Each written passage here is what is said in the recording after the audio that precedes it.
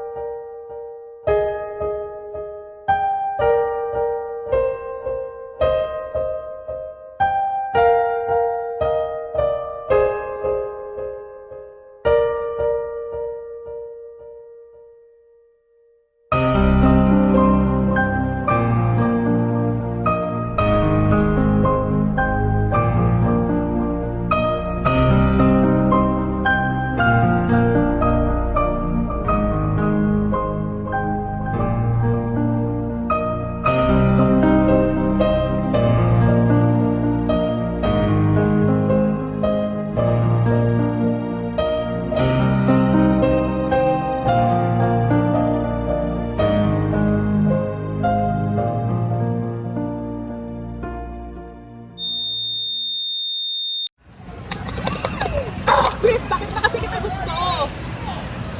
Ako gusto mo? Kailangan ng gwapo ako pero ganda ng joke mo ah. Sige, bye-bye! Sige. Ay, nakita ko yun! Anong kalandian yun? Alam mo, asyumera ka talaga kahit kailan. Mahalak si Juan. Hoy, nakita ko rin yun. Ano ba ng advice? Badmin ako ng US advice. Nagpas ka kaya? Anonymous ka naman doon, hindi ka na makakilala.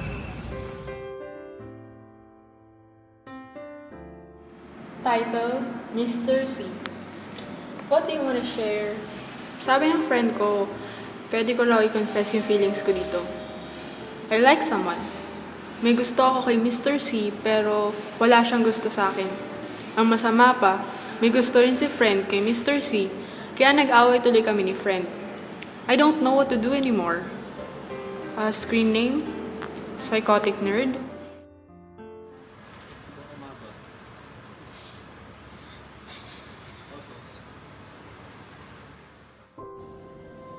Ayoko na. Ang sakit na eh. I can't do this anymore. Sticks and stones may break my bones, but words will never hurt me. Words, they hurt. Minsan, kukuha na lang ako ng papel, tapos doon ko lahat sulat yung thoughts ko. Yung lukot ng papel, yung pangit kong sulat, yung masakit kong kamay. That's my bliss. Writing is my escape. Doon, napapakinggan ako. Walang mananakit sa akin, walang mangiinsulto sa akin, walang magbibingi-bingihan sa akin. Masa ako na may makikinig kasi nakita ko yung story ni Adalia Rose. Yung batang may rare and genetic disease na progeria. Pero kahit na may mga hate pages siya na ginawa ng teenagers, meron pa rin siyang 4.7 million likers sa page niya. Akala ko kung may magmamahal sa kanya, meron din sa akin, di ba? Mali pala ako eh. Case-to-case basis pala yun eh. Minsan gusto ko na lang maging ibon, you know? Yung parang makakalipad ka, magiging malaya ka. Pero tao ko pala. Kailangan ko maging kasama sila Chris, sila Charlotte, sila Onin. Alam ko naman hindi niyo ito mapapanood eh. Pero, Chris,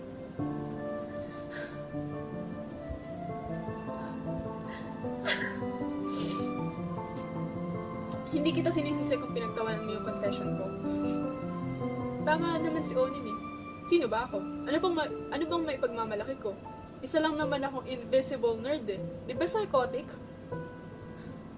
Akala ko, pwede pero hindi pala eh. Buti nga hindi ako naging katulad ni Rebecca Sedgwick, di ba? Yung binuli sa Florida ng 15 girls dahil sa isang lalaki. Ayun, nag-suicide. Kagaya ko.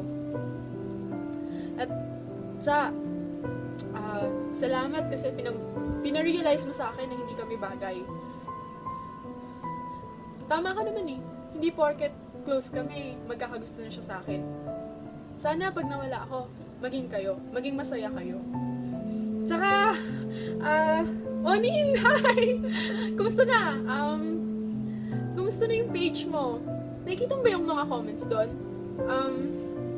Yung walang forever, magbalat na lang tayo ng patatas, yung scam, yung listahan na may mga pake.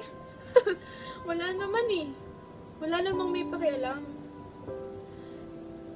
At masakit yun. It's not okay.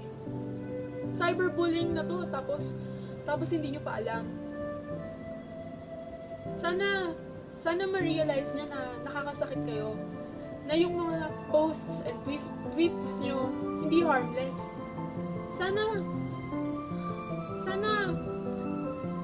Sana ako na lang yung last victim ng cyberbullying, please. Ako na lang. This is Syla Luis Cantos. For the last time, signing off.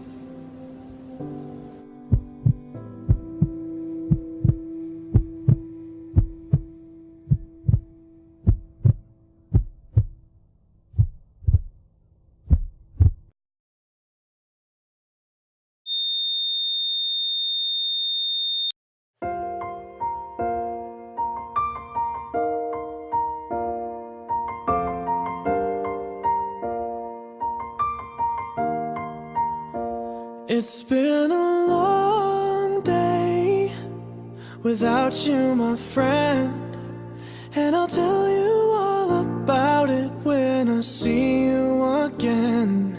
We've come a long way from where we began. Oh, I'll tell you all about it when I see you again. When I see you again. Sana hindi ko na lang siya pinagtawanan nung nag-confess siya sa akin. Sana hindi na lang ako nag-post ng against sa kanya. Sana hindi na ako nag-tweet ng mga masasamang bagay. Buti na lang, project to sa Teo at hindi totoong buhay. At meron din kaming pagkakataon na ipaalam sa iba na hindi biro ang cyberbullying.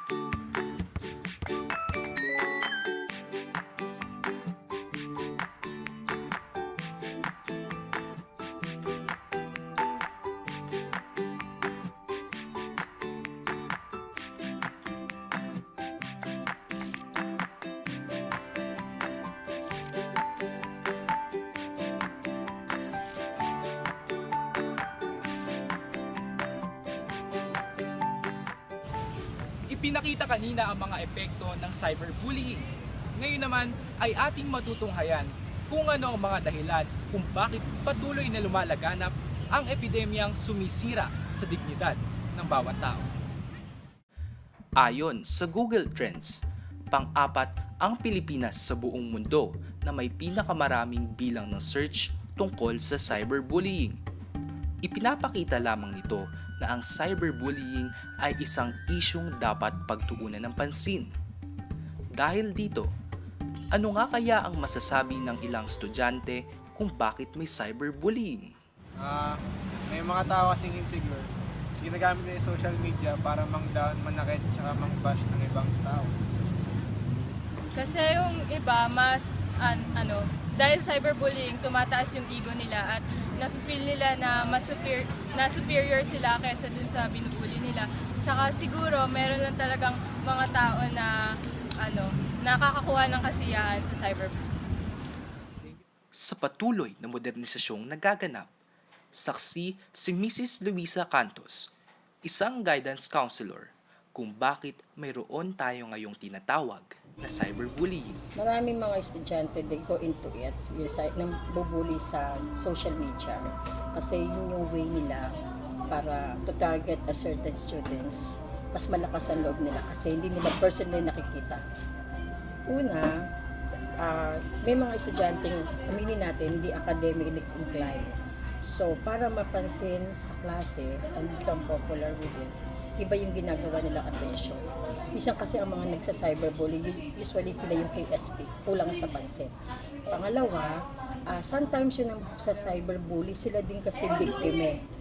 So, dahil biktima sila nito, na-experience nila ito, ginagagawin din nila sa ibang tao. And it is a way of expressing their anger or their negative emotion. Kung sa unang bahagi ay naipakita na namin sa inyo ang pinakamatinding maaaring kahinatnan ng cyberbullying, may iba pa nga ba itong epekto sa kabataan? Una, anxiety. Makita mo yung nabubuli, yung mga biktima nito, magkakaroon ng mood swing. Kung dati masayahin, nagiging malungkutin. Tapos sa bahay, sila yung mga batang laging, makita mo may problema. Nagtatago sa kwarto, ayaw nila may kausap. Sa school naman, madidetect mo kasi sila yung dati marami silang kaibigan, mas gusto nila mag-isa, o kaya naman bumababa yung grades. Meron din ibang hindi rin makatulog.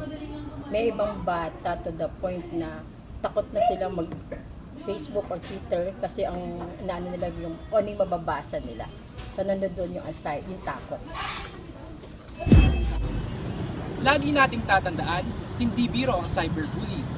Hindi man nasaktan ang iyong katawan, subalit ang mga salitang nasambit laban sa iyo ay magdudulot ng matinding sakit sa puso.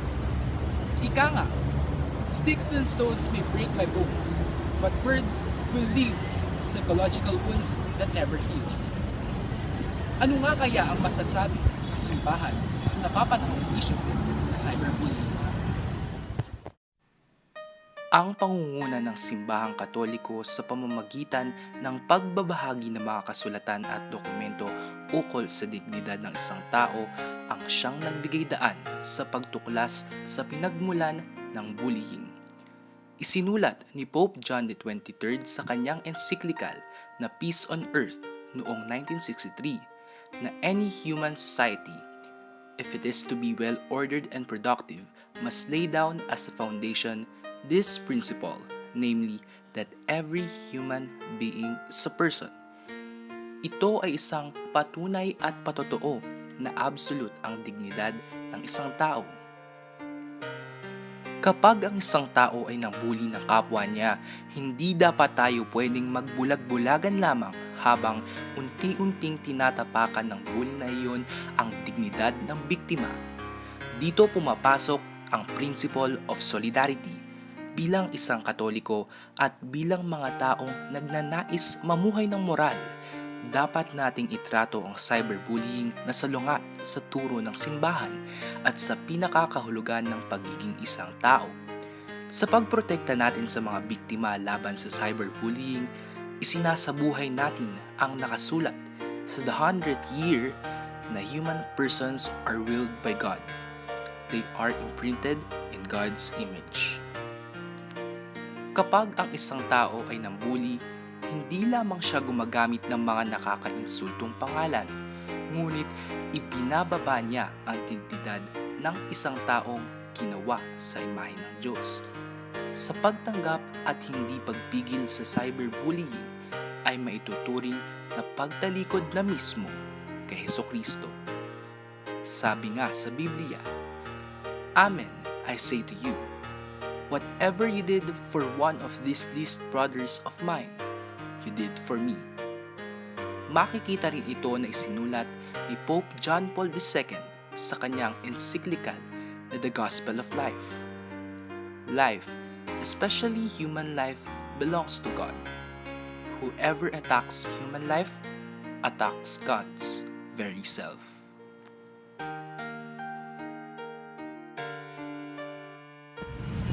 Ayon sa turo ng simbahan, dalawang klase ang mga nagkakasala sa mundo. Ang gumawa ng kasalanan at ang mga nakasaksi ngunit nagbulag-bulagan. Tamang may kasalanan ng mga nanguli. Pero may pananagutan pa rin ang mga nakasaksi ngunit walang ginawa. Paano nga ba natin matutulungan ang mga biktima sa cyberbullying? Sa school, usually pagka victim ng cyberbullying, meron kaming counseling. So, binibigyan namin ng counseling, kinakausap namin. Pero hindi lang sa biktima, pati yung mga nambubully. Masigit silang din dapat tulungan. Kasi meron silang pinagdadaanan, kaya mas nambubully sila. Kung may magiging biktima ng cyberbullying, paano namin ito haharapin? Una, report it to the authority or ask for help. Kasi kung hindi mo kayang mag-isa to stand for yourself, humingi ka ng tulong. Kasi hindi pwedeng hindi mo i-report. Well, pag nineglect mo siya, tendency ulit-ulitin gagawin sa'yo. Until such time na ikaw mismo affected na. So, mas maganda you ask for help. The problem is not only for the bullies and the victim. Dapat yung for those people stand or witness the cyberbullying, they need to report also. Hindi ibig sabihin na isa kang estudyante ay wala ka nang magagawa para labanan ang cyberbullying. Everyone can make a change.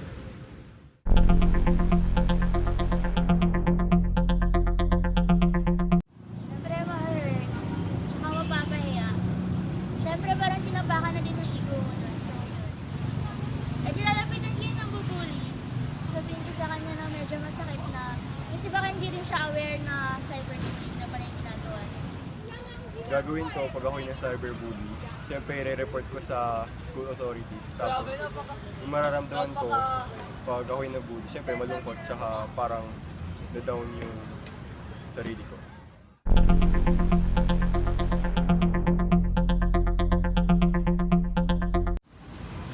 Lalapitan ko yung taong nambubully, tapos i-inform ko siya na cyberbullying na yung ginagawa niya. Kung ayaw pa rin niyang tumigil, siguro magsasabi na ako dun sa taong pwedeng sitahin siya. Siguro kung ka-schoolmate ko siya or nandito rin siya nag-aaral sa same school kami, siguro pwede kong isumbong sa school authorities about that incident. Kung hindi man, pwede ko ring mag-comment or kung tweet, basta maipahayag ko na sabihin ko dun sa taong yun na tama na kasi parang sumusobra na siya. Ayun. Sa ngayon, lahat ng ito ay pawang mga salita lamang. Walang kabuluhan kung hindi sasamahan ng pagkilos. Ngunit ang ganitong klase ng problema ay walang instant na solusyon. Nangangailangan ito ng malakihang kooperasyon upang mawala ang cyberbullying sa mga kabataan. Ngunit sa pamamagitan natin, ang mga salitang ito ay magiging solusyon. Hindi sapat na malaman o mabasa lamang natin ang turo ng simbahan tungkol sa cyberbullying. Hindi sapat na magbulag-bulagan at mag-ibigin tayo sigaw ng mga biktima nito. Bilang mga anak ng Diyos, tayo ay dapat na pakilos upang matutunan ng mga problema nito. Lagi nating tatandaan, cyberbullying does exist. Hindi ito biro o isang bagay na pwedeng isang tabi lamang. Remember, one click can cost a life.